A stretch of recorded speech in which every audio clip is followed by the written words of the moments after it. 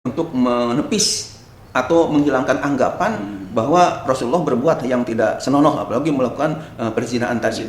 A'udzubillahi minasyaitonirrajim. Bismillahirrahmanirrahim. Laqad kana lakum fi Rasulillahi uswatun hasanah. Enggak cukup dengan menyebut Rasulullah punya akhlak yang bagus.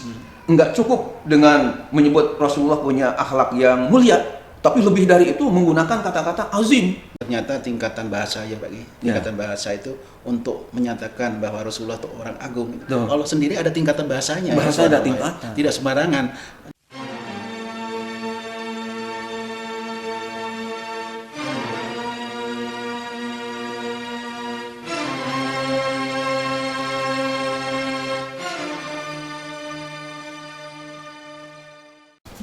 Bismillahirrahmanirrahim. Assalamualaikum warahmatullahi wabarakatuh. Waalaikumsalam warahmatullahi wabarakatuh. Alhamdulillahirabbil alamin. Allahumma shalli ala sayyidina Muhammadin wa ala alihi wa sahbihi ajma'in. Amma ba'du. Pemirsa, alhamdulillah kita berjumpa kembali dalam kajian ilmu umat bertanya ulama menjawab. Alhamdulillah murabi kita sudah hadir di tempat, insya Allah nanti akan memberikan kajian yang mana buku atau kitabnya dikarang langsung oleh beliau ya. Insya Allah nanti akan dijabarkan oleh beliau langsung, dan mudah-mudahan ilmu yang disampaikan sama beliau nanti bermanfaat untuk kita semua. Amin ya Rabbal. Amin ya Allah. Assalamualaikum Pak Ki. Waalaikumsalam warahmatullahi Mana wabarakatuh. kabar sehat Pak Ki? Alhamdulillah, Pak Haji Andrea juga mudah-mudahan sehat walafiat. Alhamdulillah. Juga pemirsa semuanya mudah-mudahan oleh Allah diberikan kesehatan. Amin ya Allah ya Rabbal alamin. Baik pagi, kita akan membahas pada kajian kita, pemirsa, kita akan bahas pada kajian kita. Ini kalau kita buka bukunya, ya umat bertanya ulama menjawab ini, ya silakan buka pada halaman 87 ya. Pagi, dulu kan sempat ribut ya, sempat ramai sekali ya. Apa yang menjadikan ramai itu adalah ada buku yang dibuat oleh seorang yang bernama Salman Rushdie. Itu yang mengatakan apa itu bukunya, kalau diartikan tuh ayat-ayat setan. Itu kan sempat kontradiksi yang luar biasa ya. Bahkan tangkapannya bukan di Indonesia aja tapi dunia. Nah pagi ini akan kita bahas dalam satu pertanyaan di buku ini atau di kitab ini pagi, yaitu tentang buku The Satanic Verses. Ya, silakan ditanyakannya. Pertanyaannya begini Pak Ki. Bacakan. Baru-baru ini telah terbit dan beredar sebuah buku berjudul The Satanic Verses, atau bisa diartikan ayat-ayat setan, yaitu karangan Salman Rushdie, yang isinya menghina agama Islam, Nabi Muhammad SAW, keluarganya, dan para sahabatnya. Mengenai hal ini, bagaimana komentar Bapak Kiai? Nah, silakan Pak Kiai. Baik, Bapak Andre yang saya hormati, pemirsa yang dimuliakan oleh Allah Subhanahu wa taala dan saya banggakan. Penting untuk kita bahas masalah buku The Satanic Verses ini, atau diterjemahkan dengan ayat-ayat setan, karena ini menyangkut dengan masalah-masalah ya keagamaan, apalagi nyangkut Nabi kita Muhammad SAW. Ya, ada penghinaan kepada beliau. Ini tentunya harus kita bahas dan harus kita jelaskan. Jawabannya adalah kami belum membaca secara langsung buku The Satanic Verses yang dikarang oleh Salman Rushdie, seorang warga Inggris keturunan India. Jadi warga Inggris keturunan India. Namun baru-baru ini kami menemukan atau memiliki ya, karena saya punya sebuah buku yang isinya khusus membahas dan menyoroti buku ayat-ayat setan karya Salman Rushdie tersebut. Yang ditulis oleh saudara S. Saiful Rahim dengan judul Ayat-ayat Setan Memfitnah Islam, setebal 73 halaman. Dalam buku itu antara lain dikatakan bahwa buku ayat-ayat setan itu terdiri atas 9 bab, yakni The Angel Jibril, ya, Maut, Elwen Dawn, kemudian Aisha, A City Visible but Unseen, kemudian Return to Jahiliyah, The Angel Israel, The Parting of the Arabian Sea, dan Wonderful Lamb. Ya, itu bab-bab atau hal-hal yang dibahas di dalam buku tersebut.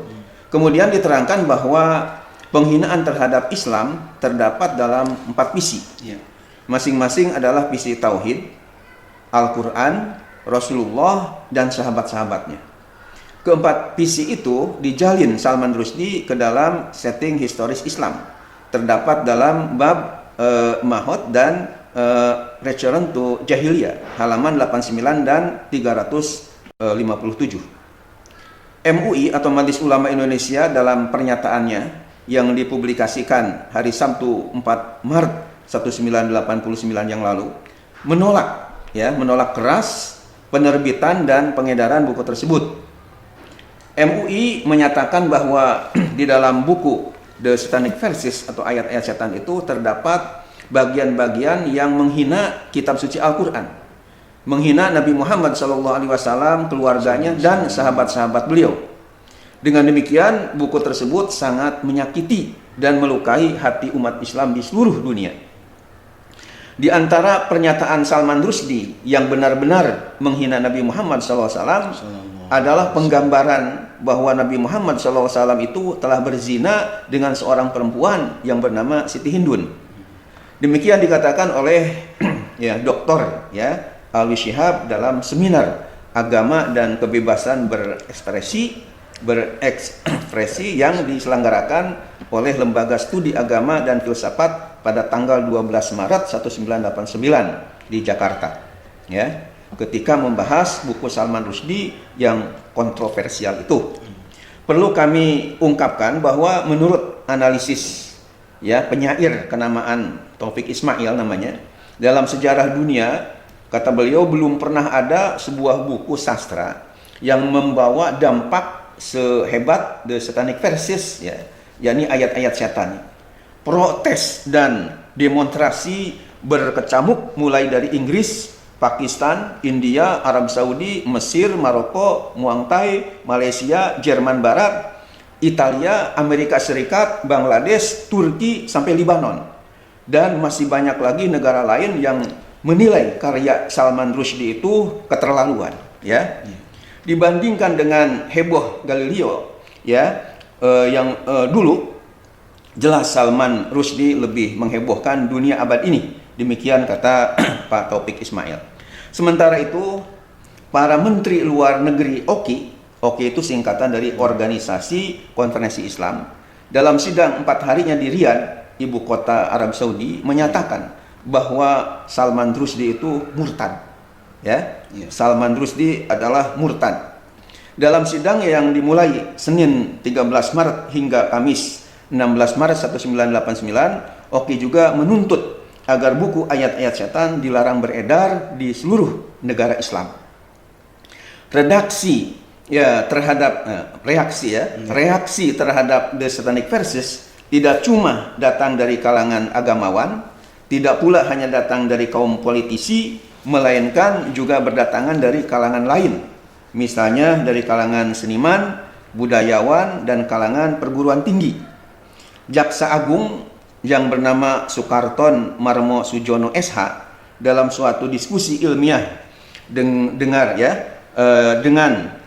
dekan dan dosen Institut Agama Islam Negeri atau istilahnya dulu IAIN Wali Songo, Semarang, tanggal 8 Maret 1989 telah mendapat berbagai pertanyaan mengenai The Satanic Verses tersebut. Di depan para dosen dan dekan IAIN itu, Sukarton, Bapak Sukarton dengan tegas berkata bahwa ayat-ayat setan menodai dan meresahkan umat Islam, termasuk umat Islam Indonesia. Dari reaksi yang datang bertubi-tubi dengan disertai argumentasi yang kuat, wajarlah bila kemudian pemerintah Indonesia secara resmi melarang buku ayat-ayat setan masuk dan beredar di seluruh Indonesia. Larangan tersebut tertuang dalam surat keputusan Jaksa Agung RI nomor 021/1989 tertanggal 1 Maret 1989, disampaikan kepada pers oleh Jaksa Agung Bapak Sukarton Marmo Sujono SH pada hari Selasa tanggal 14 Maret 1989 seusai menghadap presiden waktu itu di Jalan Cendana Jakarta. itu kaitan dengan informasi yang kita temukan. Namun di sini saya tambahkan, walaupun hati kami turut terluka, namun tetap berdoa agar Salman Rushdie ini diberi taufik dan hidayah oleh Allah Subhanahu wa taala untuk masuk agama Islam lagi, dan hendaknya ia bertobat dengan meminta maaf kepada umat Islam dan menarik kembali bukunya yang kontroversial itu dari peredaran. Dan ini sebagai mungkin informasi kepada pemirsa, ini orangnya ya, foto Salman Rushdie-nya berikut bukunya ya. Tapi sebenarnya Salman Rushdie sendiri orang Islam ya tadi Pak? Ya, dia orang Islam, lahir di, ya katakanlah keturunan dari India ya, tapi berada di Inggris sana. Nah, mungkin perlu dikemukakan juga Pak Andre, kaitan dengan masalah Salman Rushdie ini yang oleh OKI ya, organisasi Islam dunia. Islam dunia tadi itu, konferensi Islam ya seluruh dunia, bahwa dia kan dipandang sebagai orang murtad. Kenapa demikian? Karena masalahnya jangankan menghina kepada Islam atau kepada Rasulullah SAW, ya, menghina kepada sahabat saja. Ini alhamdulillah saya punya kitab ya. Pemirsa juga barangkali ada yang belum punya ya, karena saya dapatkannya di Mekah ya, di tanah suci. Itu saya punya kitab judulnya Al-Hussamul Maslul fi Muntakisi Ashabi Rasul. Artinya kalau diterjemahkan dalam bahasa kita, pemirsa dan Pak Andre yang saya muliakan, artinya adalah Al-Hussamul Maslul ini pedang yang terhunus ya, fi ala muntakisi ashabi Rasul, kepada orang-orang yang telah melecehkan sahabat-sahabat Rasulullah. Nah, di dalam kitab ini saya baca kepada sahabat Rasulullah aja ketika menghina sudah dipandang haram, dan itu dosa yang luar biasa dan halal itu untuk apalagi kepada Rasulullah Shallallahu Alaihi Wasallam yang tentunya luar biasa. Nah, makanya di dalam kitab ada yang baru lagi Pak Andre, namanya kitabnya Rahmatul Ummah fi Ikhtilafil A'immah, ya, pemirsa yang saya muliakan. Ini ada kitab ganda hubungan dengan masalah murtad ini.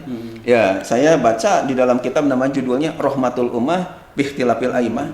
Bahasa Indonesianya kasih sayang ya bagi umat Islam ini dalam adanya perbedaan tokoh-tokoh agama, ya, artinya pendapat-pendapat tokoh agama. Nah, di dalam kitabnya ini Pak Andri dikatakan bahwa babur ridah, bab menerangkan tentang masalah murtadin. Ittafaqal a'immah ala anna manir tadda anil Islam wajaba alhil qatlu. Jadi menurut kitab Rahmatul Ummah fi Ikhtilafil A'immah, halaman 228, ittafaqal a'immah artinya tokoh-tokoh imam-imam sedunia ini sepakat ala anna manir tadda anil Islam wajaba alhil qatlu. Barang siapa yang telah murtad dari agama Islamnya, maka wajiblah dia itu untuk dibunuh. Itu menurut keterangan di dalam kitab ini. Sumahtalafu hal yutahatamu qatluhu fil hal am yuqafu ala istitabatihi. Namun para ulama sendiri ada khilafiyah, beda pendapat. Apakah yuhatamu qatluhu fil hal, apakah mesti dibunuhnya itu dengan segera? Jadi artinya ketika dia murtad langsung aja bunuh. Tentu yang bunuh ini penguasa ya, karena negara Islam. Atau misalnya am yuqafu ala istitabatihi, atau misalnya tawakuf dulu, artinya dikasih jedah untuk diminta tobat dulu, dikasih kesempatan untuk bertobat. Jadi enggak langsung jebet aja dipenggal misalnya lehernya, tapi diminta kamu kembali lagi misalnya ke Islam, mau tobat enggak? Ditanya dulu. Nah, kemudian juga wahal istidabatuhu wajibah am mustahabah, apakah meminta supaya tobat dulu itu hukumnya wajib atau sunat. Nah, di sini di kalangan ulama ada khilafiyah. Tapi kalau masalah murtadnya itu, kalau murtad ya harus dibunuh tadi, itu ada kesepakatan. Cuma dibunuhnya apakah langsung, apakah ditunda untuk diminta supaya tobat dulu, ya di sini ada khilafiyah. Ada yang langsung aja lah, nggak usah ditunda lagi. Ada yang mengatakan tunda dulu, barangkali dia kembali ke dalam Islam. Ada dua pendapat nih Pak. Ya, itu yang jelas menunjukkan bahwa dosa murtad itu ya itu sesuatu yang sangat besar dalam agama Islam. Jadi yang pertama bisa dibunuh, halal darahnya kan gitu ya. Yang kedua bisa diberikan kesempatan. Yang kedua diberikan kesempatan. Mengenai pendapat ulama yang lain kan. Ya, artinya disuruh tobat dulu.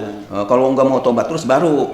Yang satu lagi, ulama yang satu lagi, ya nggak usah tobat juga nggak apa-apa, langsung aja. Nah ini masih ada hilafiyah di kalangan ulama ini. Jadi memang luar biasa Pak ya, subhanallah. Sahabat aja begitu. Sahabatnya apalagi apalagi Rasulullah SAW. Makanya di sini perlu tegaskan ya supaya jangan sampai ada image di masyarakat bahwa ya, Nabi Muhammad SAW itu melakukan hal-hal yang tidak baik seperti yang dituduhkan oleh Salman Rushdie tadi. Maka mungkin perlu sedikit ditambahkan bahwa kita harus yakin bahwa Rasulullah SAW itu adalah orang yang istilah bahasa Arab itu maksum ya, bukan mesum ya, bukan mesum ya, tapi bahasa Arab itu dari istilah maksum, artinya yang dijaga dari segala dosa dan noda. Kenapa demikian? Karena beliau ini adalah sebagai uswatun hasanah bagi kita manusia yang menjadi istilahnya teladan. Betul. Jadi nggak masuk akal ya, nggak masuk logika kalau beliau dijadikan oleh Allah sebagai uswatun hasanah tapi melakukan hal yang tidak baik. Nah dalilnya minimal ada 2 ayat Pak Andre berkaitan dengan untuk menepis atau menghilangkan anggapan bahwa Rasulullah berbuat yang tidak senonoh, apalagi melakukan perzinahan tadi. Ya, 2 ayat itu, yang pertama mungkin pemirsa juga perlu ketahui ada di dalam surah Al-Ahzab ayat 21. Ya, dalam surah Al-Ahzab ayat 21 Allah Subhanahu wa taala berfirman, A'udzubillahi minasyaitonirrajim. Bismillahirrahmanirrahim. Laqad kana lakum fi Rasulillahi uswatun hasanah. Artinya apa? Laqad kana lakum fi Rasulillahi uswatun hasanah. Sungguh telah ada bagi kalian pada diri Rasulullah SAW itu adalah suri tauladan ya, yang baik yang harus kita istilahnya ikuti dan kita contoh. Makanya mustahil dalam benak kita kalau Rasulullah sebagai uswah hasanah, good model bahasa Inggrisnya, contoh yang baik, akan tapi melakukan yang tidak baik. Ini ayat atau dalil yang pertama. Kemudian yang kedua, Pak Andre, ada dalam surah Al-Qalam ayat 4. Ya, surah apa? Al-Qalam ayat 4. Ya, saya bacakannya agak sedikit ada iramanya Pak Andre ya, karena saya sisa-sisa dulu. Karena waktu di PTIG kita kuliah 7 tahun di sana, di antara materi saya sendiri fakultasnya syariah Pak Andre ya, tapi di antara materi yang wajib saya harus bisa dan harus lulus itu adalah tausyih nagomat. Tausyih nagomat itu artinya pola untuk mengiramakan ketika membaca Al-Quran. Nagom itu kan ada bayati, ya, ada yang namanya bayati Husaini, ada lagi bayati koror, bayati jawab, bayati jawabul jawab, ada sobah, ada nahawan, ada jaharka, ada sikah, bahkan ada bastanjar segala. Ya, dan saya alhamdulillah ya, lulus ya. Dan yang nguji saya tausyih nagomat itu Bapak Haji Muammar ZA itu ya, yang nguji kami ketika ujian tausyih itu. Beliau jadi pengujinya. Nah, jadi saya belajar bahkan ketika di S2 saya di IIQ ya, Institut Ilmu Al-Qur'an, konsentrasinya ulumul Quran, ulumul hadis. Ini juga tausyih nagomat ini rupanya dipelajari lagi. Artinya bukan di S1 yang 7 tahun kita kuliah itu, di S2 juga belajar lagi. Bahkan ada seni unik yang ngajarnya itu Menteri Agama. Ya, Bapak Profesor Dr. Kiai Haji Said Akil, ya Said Akil Al-Munawar MA itu yang mengajar nagom. Yang beliau selain ngajar mazhab at-tafsir, mazhab tafsir juga mengajar tausyih nagomat itu. Nah, jadi makanya saya suka membacakan dengan istilahnya ada tausyih karena memang kita belajar itu. Bahkan ketika khutbah di Masjid Kubah Emas ya di Dian Al-Mahari ini kan ada Masjid Kubah Emas ini. Kan biasa kalau tampil saya khotib itu ayat yang kita ketika mau dibahas, ayat yang mau dibahas itu satu ayat ya, kita duluan ya, dikemukakan dengan nagom itu ya, ya dengan ada iramanya lah, itu biasa seperti itu. Namun ketika saya mungkin kurang fit dan sebagainya nggak pakai nagom, itu Pak namanya imam tetap di Masjid Kubah Emas namanya Pak Ustadz Mahdafi ini negur kepada saya, ya habis khutbah pakai katanya saya tadi tunggu-tunggu supaya baca Qur'annya diiramakan, tapi kok biasa aja. Jadi artinya kadang-kadang ada yang nunggu-nunggu gitu. Lagi masuk angin itu bagi. Ya. Nah, jadi dalam Al-Qur'an surah Al-Qalam ayat 4, jadi dalilnya tentang masalah keistimewaan Rasulullah selain surah Al-Ahzab ayat 21 tadi, ada firman Allah dalam surah Al-Qalam atau surah Nun ya ayat 4. Bunyi ayatnya, A'udzubillahi minasyaitonirrajim. Bismillahirrahmanirrahim. Wa innaka la'ala khuluqin 'azim. Ya ayatnya, wa innaka la'ala khuluqin 'azim. Wa innaka, dan sungguh engkau Muhammad, la'ala khuluqin 'azim, sungguh berada dalam akhlak yang agung. Kita lihat di sini Pak Andre, biasanya kalau menyebut misalnya akhlaknya baik atau akhlaknya bagus, itu bahasa Arabnya khuluqin hasan. Khuluqin hasan, akhlak yang bagus. Atau kadang-kadang kan akhlaknya mulia, itu bahasa Arabnya khuluqin karim. Ada istilah akhlakul karimah, akhlak yang mulia. Tapi di dalam Al-Qur'an ini surah Al-Qalam ayat 4, Allah Subhanahu wa taala rupanya enggak cukup dengan menyebut Rasulullah punya akhlak yang bagus, enggak cukup dengan menyebut Rasulullah punya akhlak yang mulia, tapi lebih dari itu menggunakan kata-kata azim. Ya, enggak begini, enggak ayatnya wa innaka la'ala khuluqin hasan, enggak begitu. Enggak, ayatnya enggak bunyi begini, wa innaka la'ala khuluqin karim, enggak begitu. Itu masih kurang top. Tapi kalau wa innaka la'ala khuluqin 'azim, sungguh engkau Muhammad punya akhlak yang agung. Kan biasanya kata-kata azim ini dinisbahkan kepada Allah. Contoh misalnya habis kita baca Al-Qur'an kan ujungnya misalnya shadaqallahul azim, maha benar zat Allah yang maha agung, yang biasanya dinisbahkan kepada Allah. Tapi di dalam masalah akhlak Rasulullah karena begitu mulianya, begitu hebatnya, sampai Allah mengungkapkannya bukan dengan wa innaka la'ala khuluqin hasan, sungguh engkau punya akhlak yang bagus, dan tidak wa innaka la'ala khuluqin karim, sungguh engkau Muhammad punya akhlak yang mulia. Tapi lebih dari bagus dan mulia tadi digunakan wa innaka la'ala khuluqin azim. Ini kan luar biasa. Makanya Pak Andre, pantas kalau ada seorang penyair dari Arab itu ada yang hubungan dengan mulia Nabi Muhammad ya. Dan ini mungkin pemirsa juga perlu hafal juga, ada oleh-oleh lah dari mendengarkan istilahnya pengajian di online ini ya, tentang bedanya Nabi kita Muhammad SAW dengan manusia biasa seperti kita. Ada bait syair yang menurut saya Pak Andre dan pemirsa sangat bagus ya untuk diketahui dan dihafalkan tentunya. Jadi bunyi baitnya itu Muhammadun basharun wa laysa kal bashari bal huwa yaqutatun wa nasu kal hajari.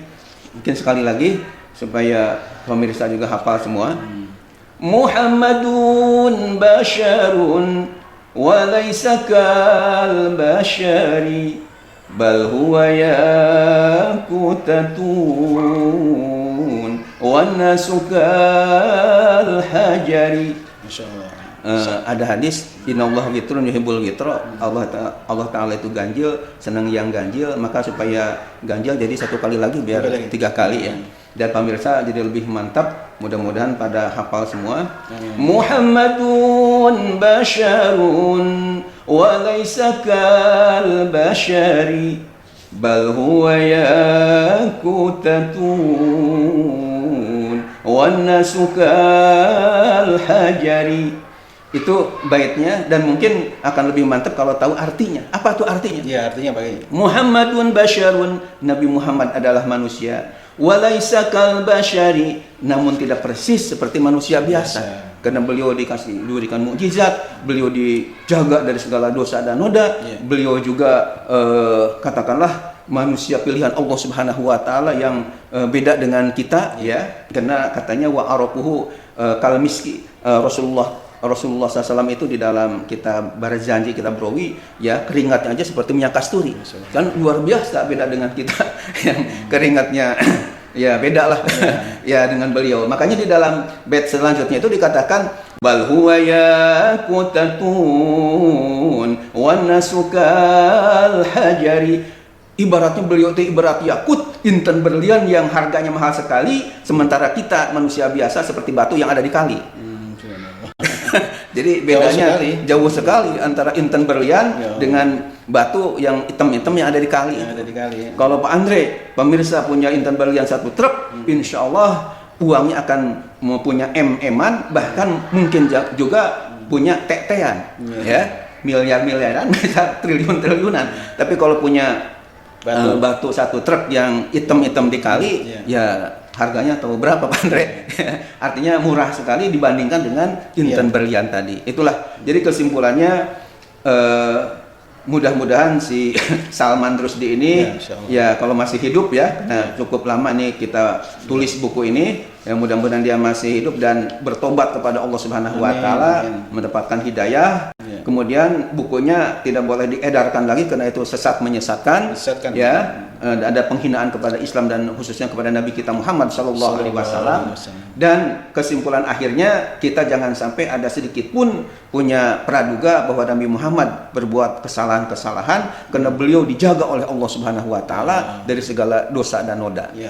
Itu barangkali khulasah atau kesimpulan yang bisa diberikan kepada pemirsa ya dalam kesempatan yang berbahagia ini. Jadi ternyata tingkatan bahasa ya Pak Gi, tingkatan bahasa itu untuk menyatakan bahwa Rasulullah itu orang agung. Allah sendiri ada tingkatan bahasanya. Bahasa ada tingkatan. Tidak sembarangan.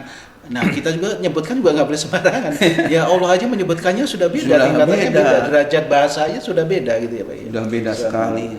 Baik pemirsa, mudah-mudahan ini semua kajian kita hari ini bisa dipetik manfaatnya. Amin ya Allah ya Rabbal alamin. Apa yang ditanyakan dalam buku ini insya Allah sudah terjawab. Mudah-mudahan ini bisa menjadikan ya maslahat untuk umat ya, sehingga tidak terpancing dengan kitab-kitab atau buku-buku karangan orang yang justru menyudutkan orang muslim dan Nabi kita Muhammad sallallahu alaihi wasallam, apalagi pada Rasulullah gitu, subhanallah ya.